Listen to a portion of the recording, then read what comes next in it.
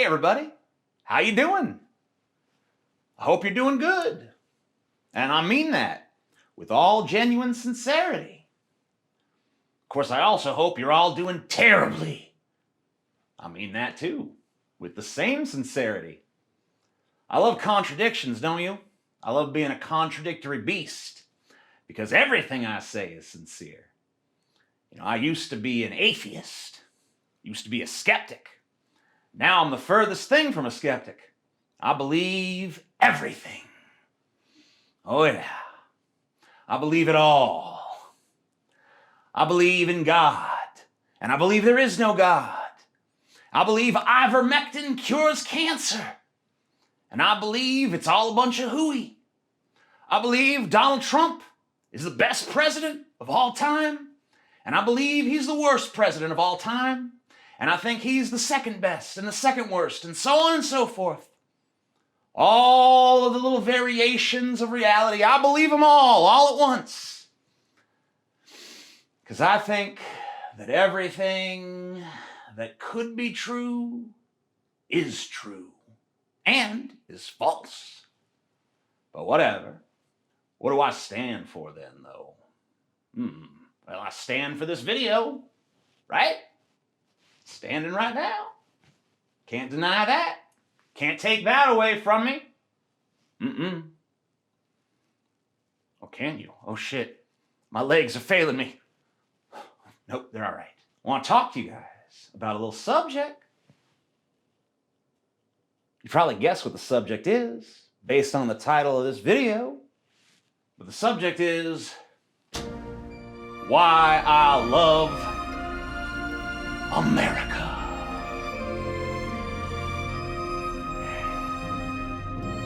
Don't you? Don't you love America? I'll tell you why I love it. It goes back to something George Carlin said a long time ago, back when he was still alive. He said, blip, blap-a-dap, bap-a-dap-a-dap. I'm George Carlin and I don't give a crap. No, I'm just kidding. That's not what he said. Although maybe he did say that at one point. What I'm talking about is a very famous quote of his where he said, when you're born in America, I fucked that up. Bzz, rewind. When you're born in the world, you get a ticket to the freak show. And when you're born in America, you get a front row seat. I agree with a lot of George Carlin's sentiment there, but there is a point of contention. I have to be honest with you. And that point of contention is this. I don't think that we are, as George Carlin insisted, spectators in the freak show. I think that we are the freaks. And so, I would say when you're born in the world, you're born into the freak show. And when you're born in America, you're part of the main attraction. That's what I think. That's what I believe. Do you believe what I believe? Maybe some of you does. Some little part, some little speck. Maybe.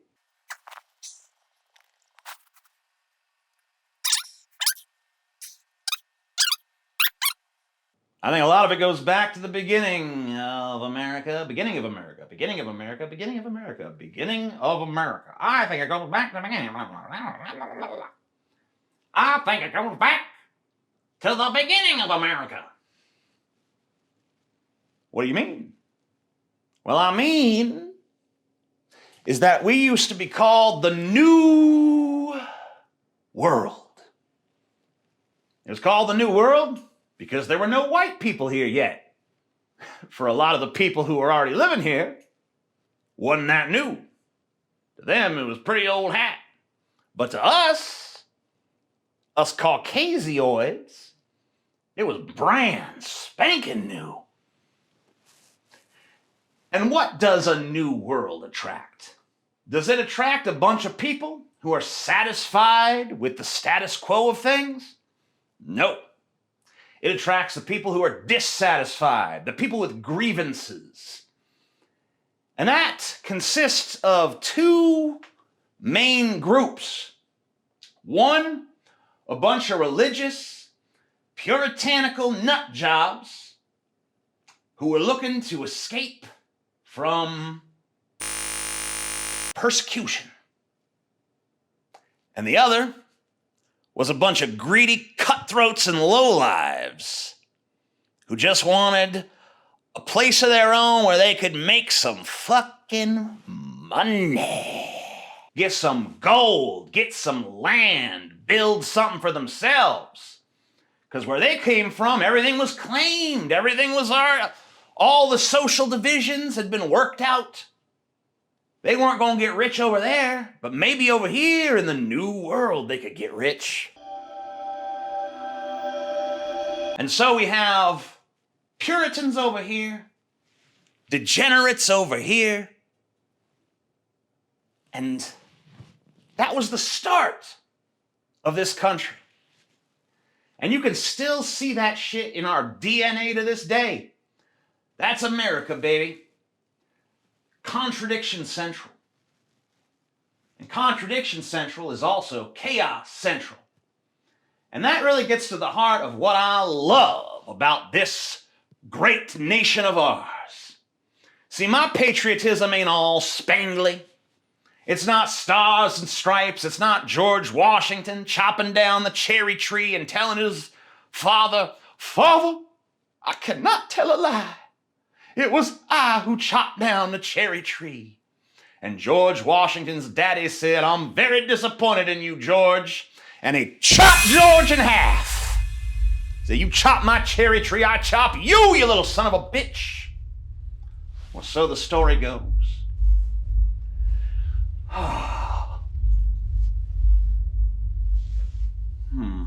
What was I talking about? Oh, yeah. Contradiction. Chaos.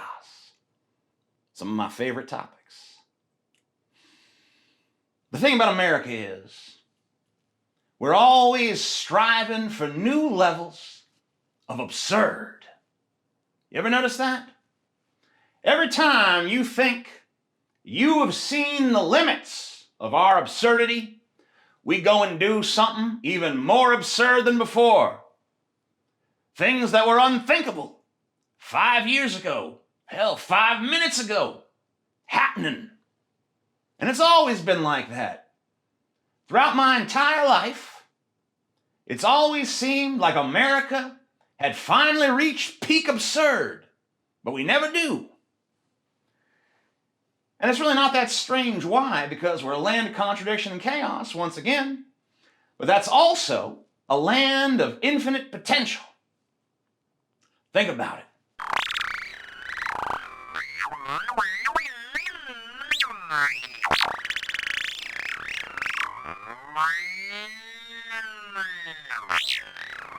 Because this is a country where anything can happen. Donald Trump can become president twice. We can elect an old man president. An old man who can't even talk, don't even know where he is. I don't even know if he knew he was on Earth. I remember my dad telling me, "This country will never elect a black man." Black man wasn't a word he used. But he said this country will never elect a black man. And he died before he ever got to be proven wrong. Because shortly after his death, Barack Hussein Obama became president. But I'm not just talking about presidents here. I'm just talking about every little social condition you can imagine. Every absurdity, every preposterous thing you never thought was going to happen, happens. Like take the recent story of this chick, Shiloh Hendricks.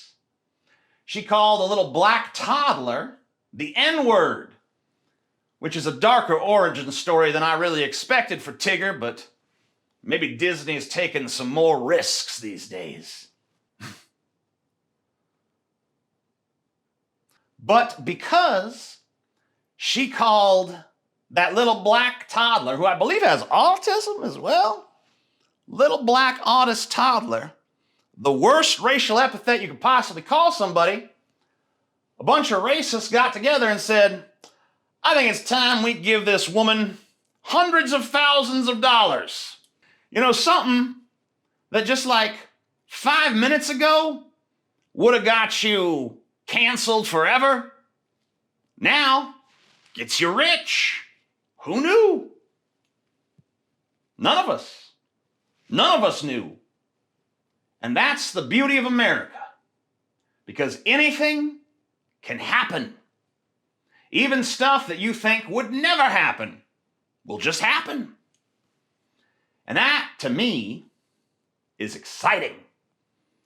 It's exciting because we don't know. 10 years from now, we could be in a space station getting fellatio from sex robots, looking down at the earth like, remember when we used to live on that shithole? That could be us up in New America. Or we could be huddled around trash fires, roasting rats, scratching our nuclear boils, you know? Two crazy, disparate scenarios. But both feel very possible. And why do they both feel very possible? Because they seem very unlikely. And in America, unlikely feels like inevitable. And that makes me happy. That makes me excited. That gives me a giddy little thrill.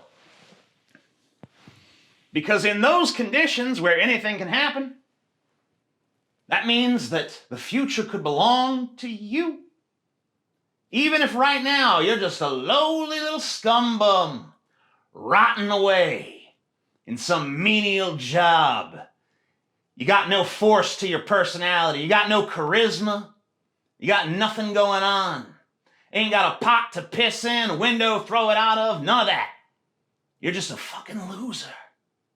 But maybe tomorrow you're the king.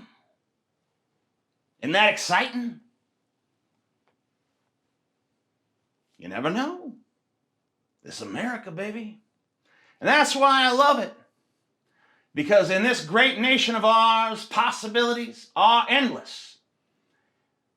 But you can't have endless possibilities without accepting the fact that the possibility that comes to pass might be hideous, horrible, nightmarish.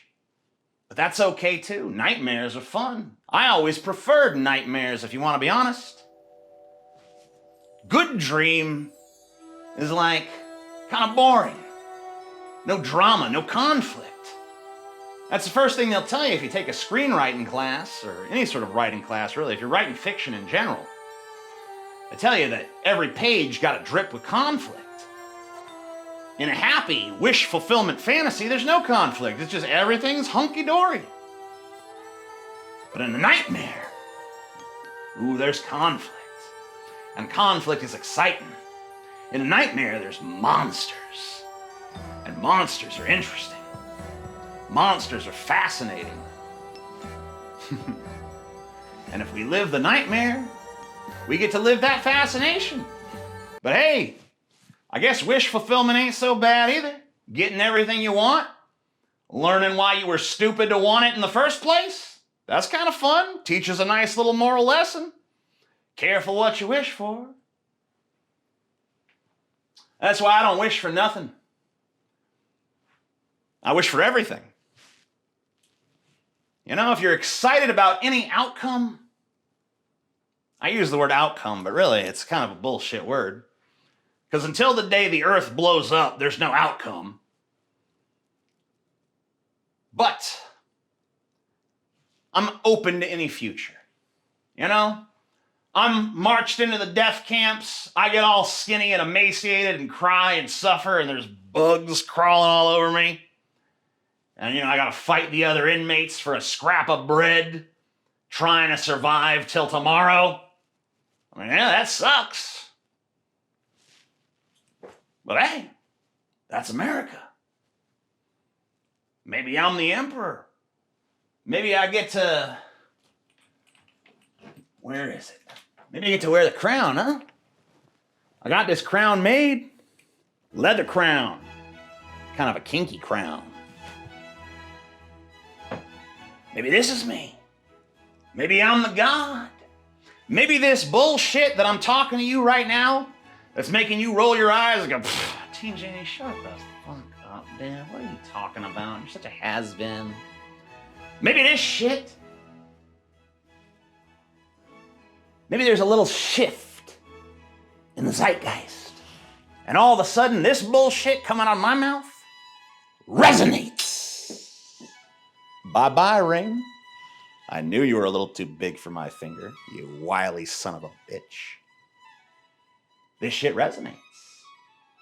And people say to themselves, you know who ought to be in charge? That fucking lunatic. And then I'm king. Or, who knows? Maybe I'm a homeless guy wandering around the street. And people are like, you see that crazy homeless guy over there? He used to be a big YouTuber way the fuck back in the day. Totally lost his mind. Sad. Actually, kind of funny. Fuck him. Whatever their reaction may be. That could be me. Or maybe I'll totally sell out like a bitch, start doing a right-wing grift. I think I got my Trump hat here somewhere. Where is it? Trump hat. Where are you, Trump hat? I know you're around. There you are. Oh, yeah. That's a good Trump hat, isn't it? We all wear a lot of hats. You know why I have this hat? Because I was at Mardi Gras. And there's a lot of conservatives in Louisiana, where I was living at the time. So I slapped this here Trump hat on my head. And I got lots more beads thrown my way, because every MAGA on one of them floats is like, oh, look, fellow Trump lover. And they throw me them beads. I just had to sit there. Didn't even have to vie for the beads. The hat. The hat brought the beads. Because MAGAs love other MAGAs. Little they know, I fucking hate Trump. Or at least I did at the time. Can't really bring myself to hate him these days. He's like the greatest symbol of my theory of infinite chaotic absurdity that is America. It's kind of hard to hate the living, breathing example, just saying wild shit on a daily basis. We're going to conquer Greenland. Okay. We reopen Alcatraz. All right. 100 billion% tariff on everything. Okay, man. You do you, Mr. President. I love it. I love it.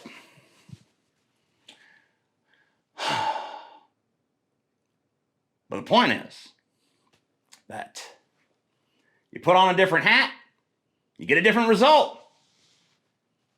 You want to please the MAGAs, you slap on a Trump hat, they throw beads your way. It's that easy. Just a little hat. A little shape shift. Put on one hat, you're the Pope. Put on one hat, you're the king. Put on one hat, you a Jew. A lot of our fucking identity groups have hats. Oh, yes, they do. Hats is a metaphor here. What I'm saying is that the most important thing to be is adaptable. Oh, yeah, that's very important in this country.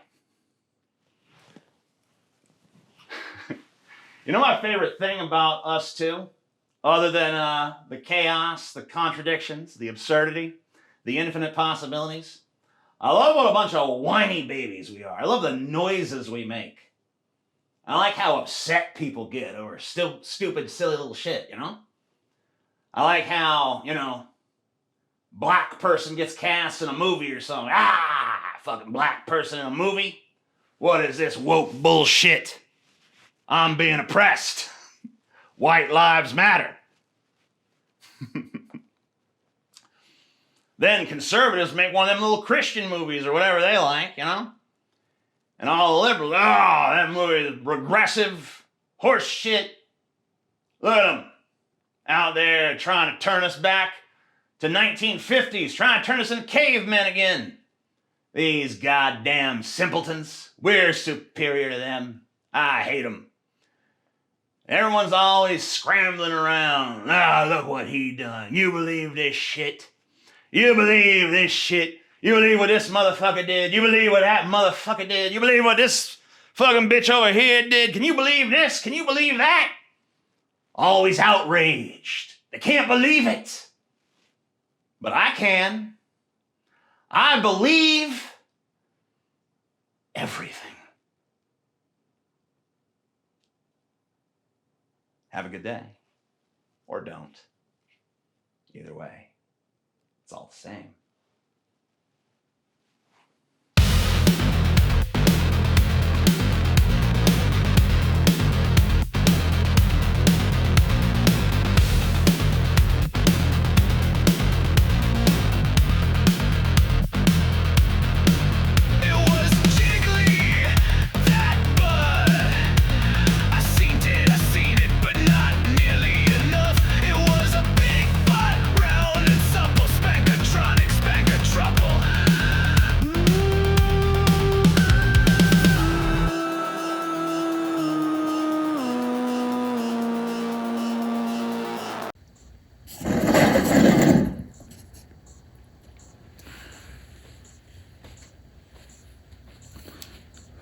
You guys probably thought I was wearing this black glove just as a weird little fashion statement, or that I was using it to, stick things up my ass or something.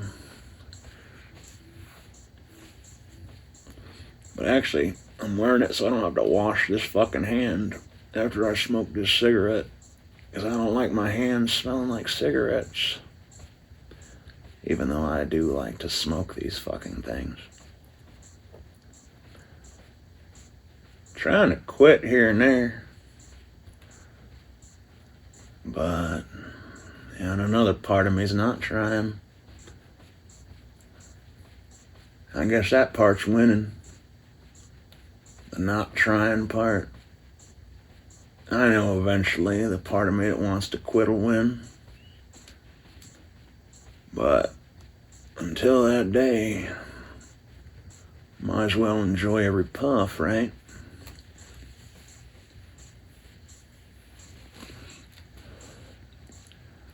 It's a nice night out. I don't think the camera would pick it up, but there's a lot of pretty stars in the sky. It's a very crisp, clear night. You won't get too many more of these.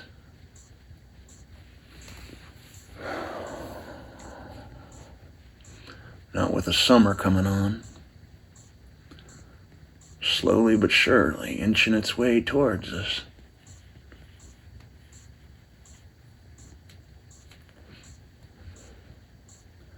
Wish y'all could see it.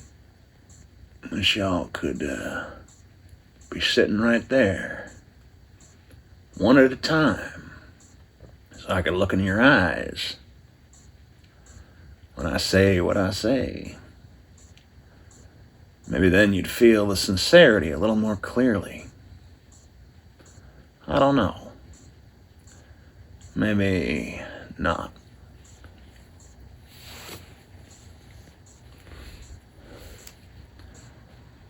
You know,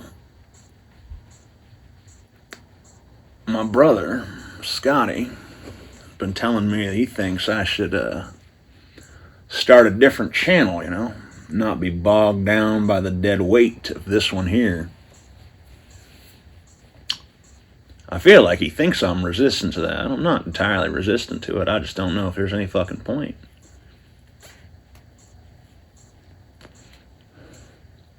Scotty and I have very different approaches to video making.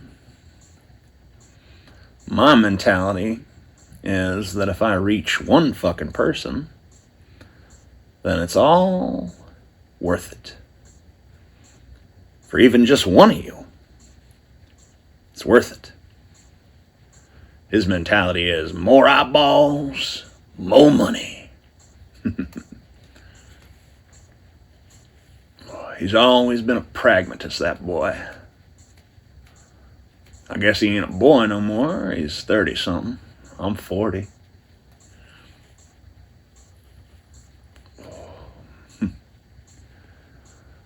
But I still think of us as boys.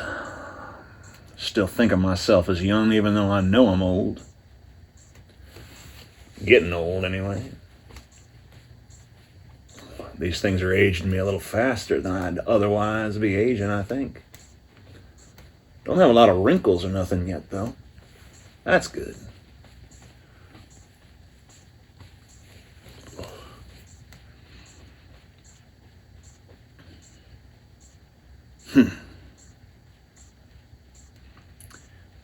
You know,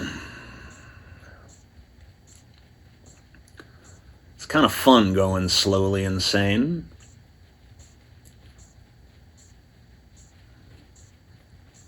It's like, I call it sacrophrenia, sacred schizophrenia, an induced, voluntary form of schizophrenia.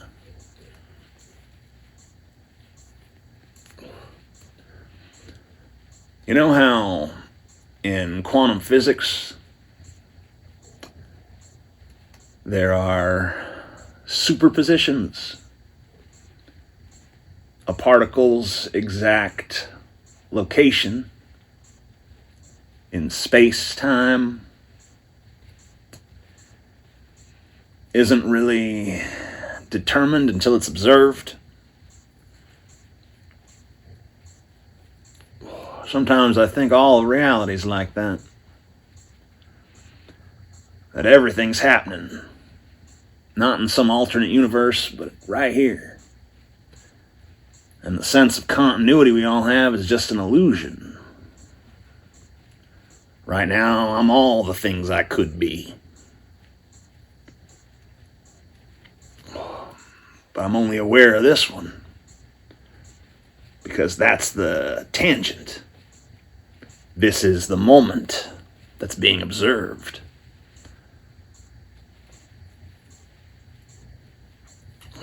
By who? By whatever I am, I guess. I've had a strong resistance to the concept of ego death. I love my ego. But I kind of realized that just like maybe my channel's carrying baggage, algorithmically, maybe I'm carrying baggage psychologically.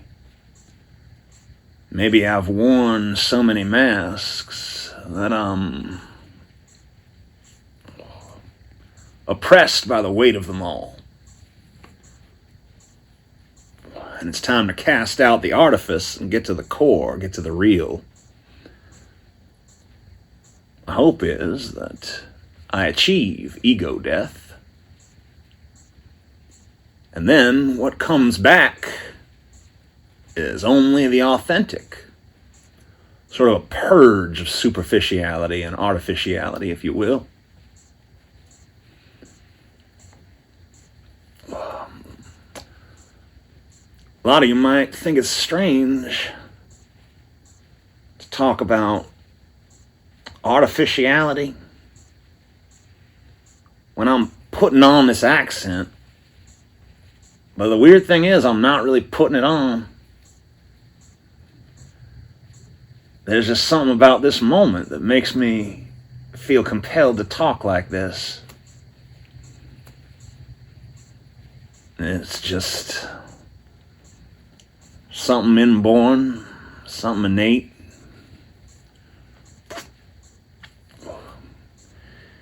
You know, when I talked with a southern accent, the strongest is when my daddy was dying.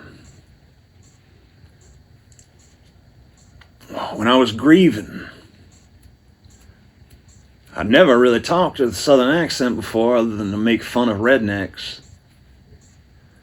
But But when my daddy was laying in that hospital bed and I knew he was a goner, I started talking like this. It reverted back to my normal manner of speaking, but now I find in this moment it's coming out again, but without any real provocation other than your presence here. Is this more real? Or is this more fake? I don't know. Maybe it doesn't even make a fucking difference. Maybe it's like Stephen King talked about in his book, Danse Macabre. Or maybe it was On Writing. I can't remember which one it was. Maybe it was both. But he said that fiction is a lie that tells the truth. He's not the originator of that sentiment, but he's the one that put it in my consciousness. So that's why I reference his ass. I feel my accent's drifting around now. Could I talk in my normal voice if I really wanted to in this moment? Is it my real voice? I don't know. I'm not on any drugs right now. Let's see if I can be normal TJ for a second. Okay. Yes, I can. But it did take more effort than I would have expected. It feels really right to talk with a little southern twang, even if it moves around a little bit.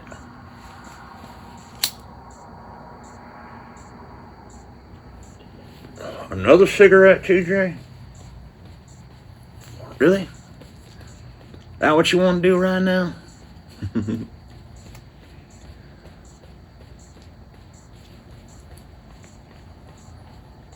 It really is a nice night. A lot of stars. Very pretty.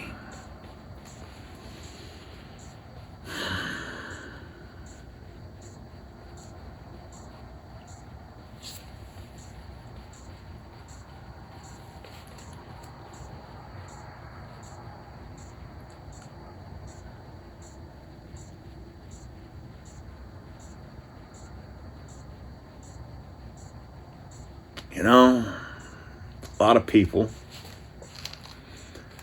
they look up at those stars and they feel small. What is it about me that I look up at those stars and I feel big?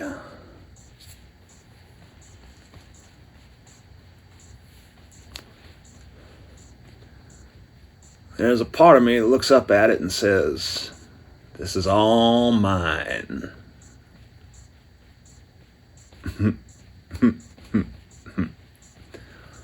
What a strange sentiment.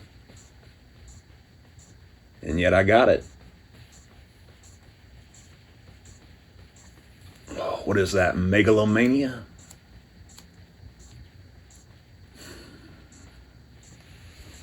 It's not like I'm selfish about it. I'm willing to share. You guys can have the stars too. I ain't saying I gotta be the only owner of the damn things. But they do feel like they belong to me. We can share them. Time share, baby. We can have some joint custody of the sky. Right now it's mine. I feel bad for people who live in areas where there's too much light pollution to see the stars.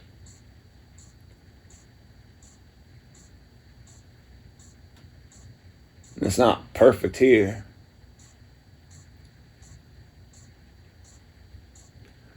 There's enough light pollution to dim them up a little bit.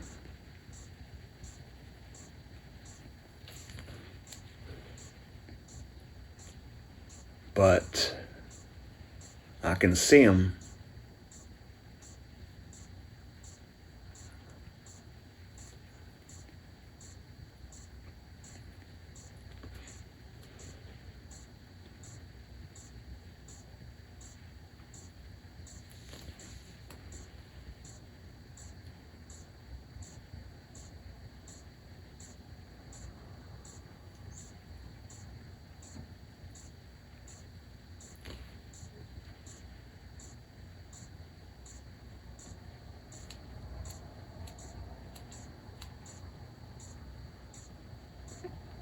I like sharing this little moment with you.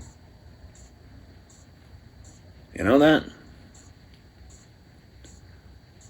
I guess I have to pretend I hate parasocial relationships, but honestly, they suit me fine. Me and parasocial go together like bread and butter. Because I get that nice little one-way connection, where I don't have to take no responsibility for you.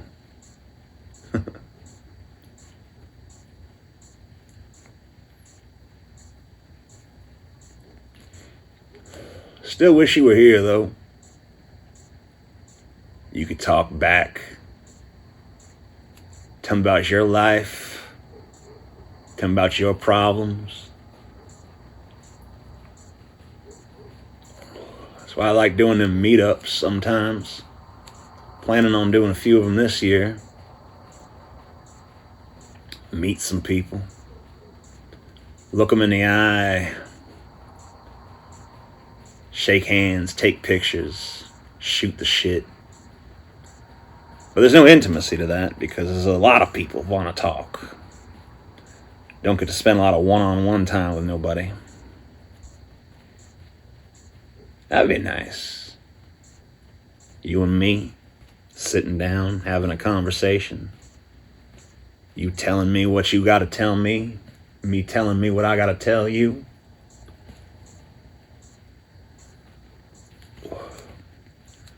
Less one-sided. Would take me more out of my comfort zone. But I'm starting to think that comfort zones are just a form of tyranny, like so many other things. Hell, you talk to me long enough, you'll find out I think just about everything is some form of fucking tyranny.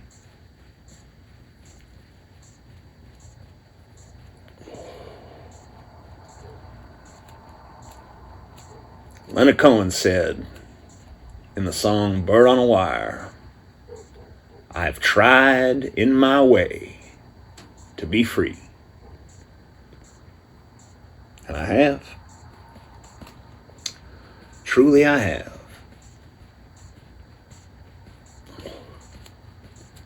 I don't know. Am I free? Do you feel free?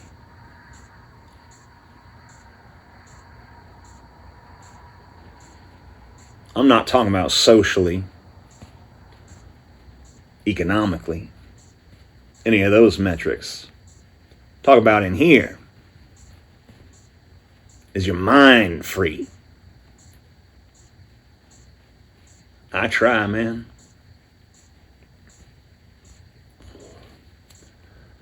I do try in my way to be free. But I don't know how much I succeed. But I don't know. Maybe there's value just in the trying.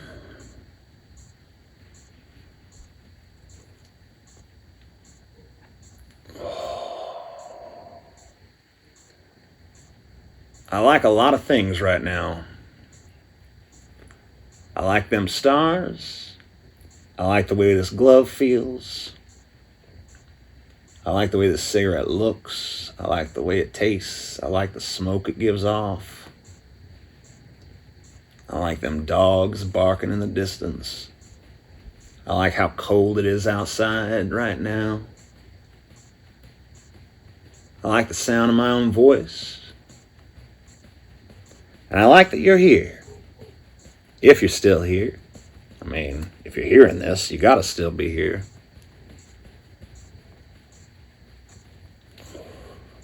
Right?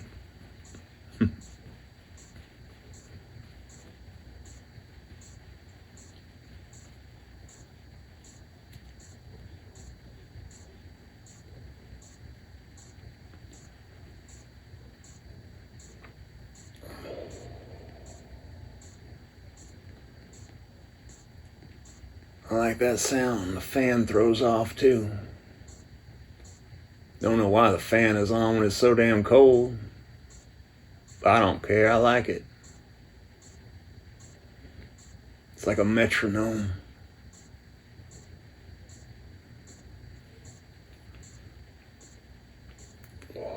Well, I suppose I've taken up enough of your time. See ya.